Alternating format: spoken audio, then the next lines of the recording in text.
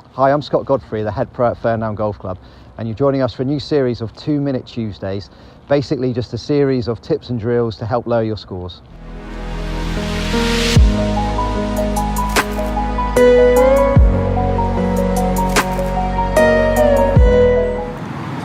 Two minutes on the clock, let's go.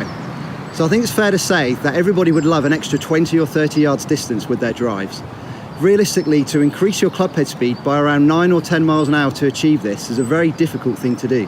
However, a lot of people can obtain this extra distance simply by getting into a better impact position. I think it's important to understand that when we start to lose distance with our drives, it generally happens from where the club is descending into the golf ball on a steep attack angle. Combine that with a slight misstrike, and that can really increase the spin rate on the golf ball and lose distance. Let me show you an example of that.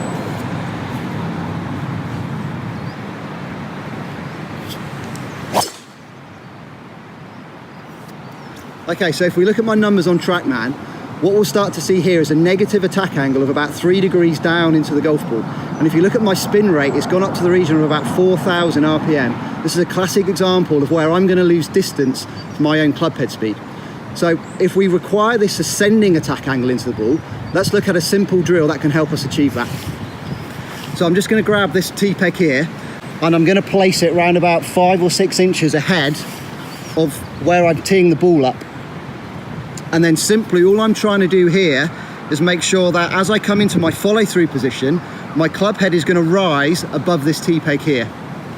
To help me achieve this in a certain way, I'm going to feel my setup position. I feel like my left hip and my left shoulder is almost sitting higher than my right hip and shoulder. So again, really accommodate this upward strike.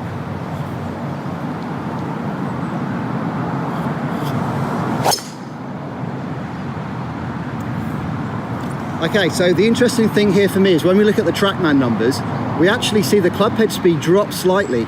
But if we look at my attack angle, we can see the difference with a positive attack angle, around about 4 degrees up on the golf ball.